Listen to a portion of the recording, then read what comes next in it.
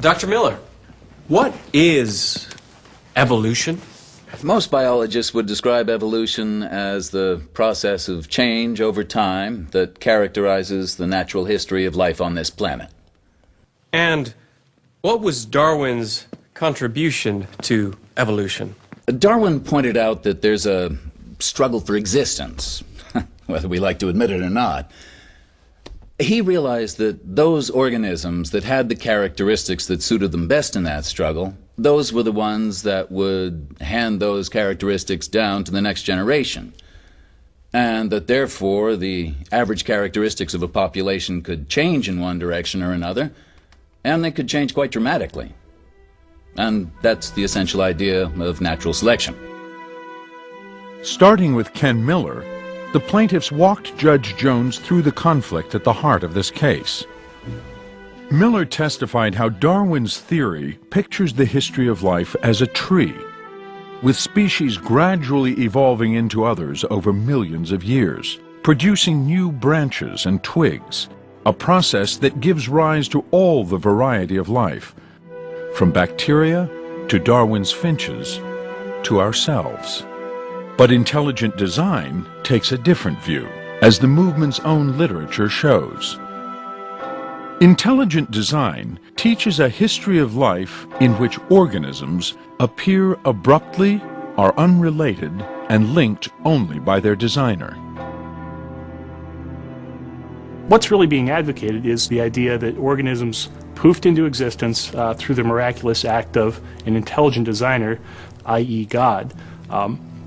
That's the view that intelligent design promotes. So how can scientists be so sure Darwin's tree accurately represents the history of life on Earth? As it turned out, the latest in a large body of evidence to refute intelligent design and support evolution was coming to light just as this case was unfolding.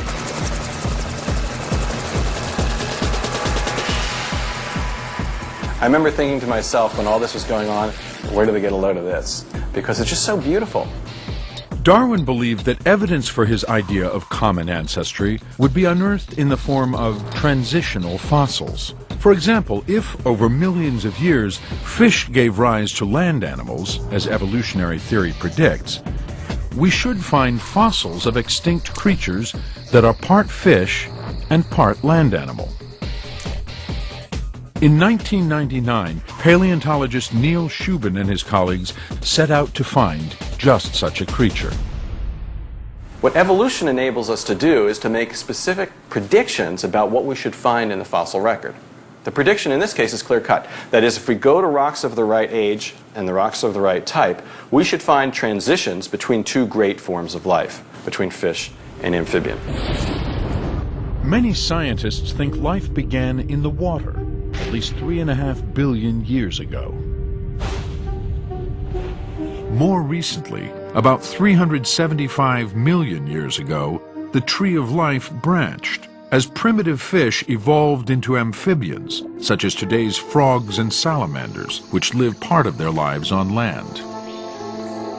Armed with this prediction, Shubin and his colleagues organized an expedition to one of the most desolate places on Earth, the Canadian Arctic, about 500 miles from the North Pole, where rocks of just the right age are exposed. Here, they hope to fill a gap in the branch of the evolutionary tree that leads from primitive fish to animals with 4 limbs, or tetrapods, by finding a fossil of an animal that shared characteristics of both. But after 3 summers of digging through hundreds of tons of rock in this harsh environment, they had found little of interest. They returned the next year for one last try. Money was running out. This was it. We were told this was our last year up there. And then in 2004, in the 3rd day of the season, a colleague of mine was removing rock and discovered a little snout sticking out the side of the cliff, just like exactly like this.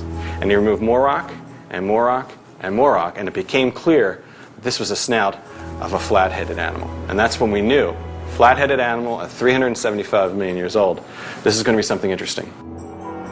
They called it Tiktaalik, which means large freshwater fish in the language of the local Inuit people.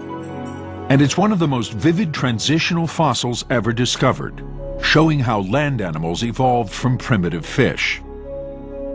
Over here you have a fish of about 380 million years old. And what you see, just like any good fish, it has scales on its back and fins.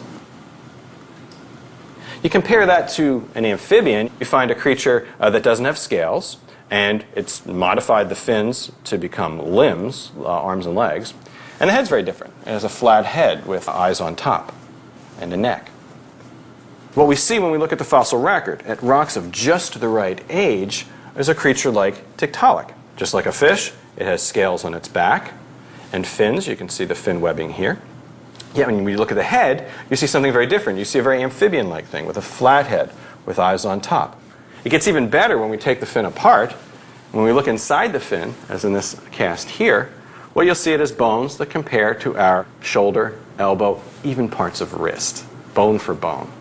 So you have a fish at just the right time in the history of life that has characteristics of amphibians and primitive fish. It's a mix.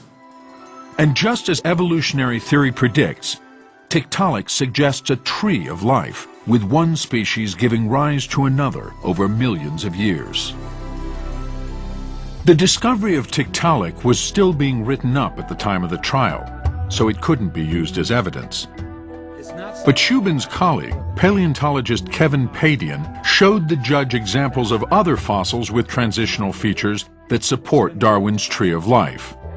My testimony in the trial was basically taking a day and showing the judge how we do our work and what the evidence is.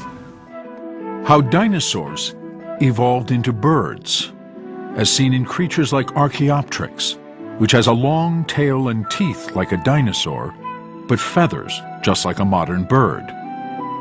How ancestors of modern reptiles evolved into creatures now extinct that share a common ancestor with mammals. And how surprisingly whales evolved from large land animals that returned to the water.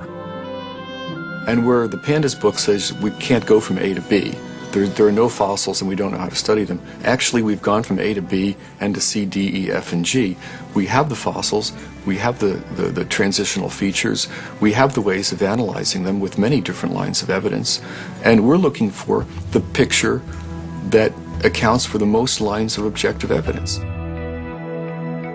With each fossil, Padian refuted Panda's claim that different life forms appear suddenly by showing how fossils of extinct organisms bridge the gaps between species, resulting in a picture of gradual evolution, just as Darwin proposed. The reporters in the courtroom were just amazed that we knew all this stuff, and how come they hadn't learned about this stuff before? And the reason is, it's not in textbooks because the creationists fight so hard to keep it out. That's been a big influence. The court took a break, and I remember the judge saying something like, biology class adjourned, for lunch. And he was, smiling, and it was clear that we had the judge interested in science.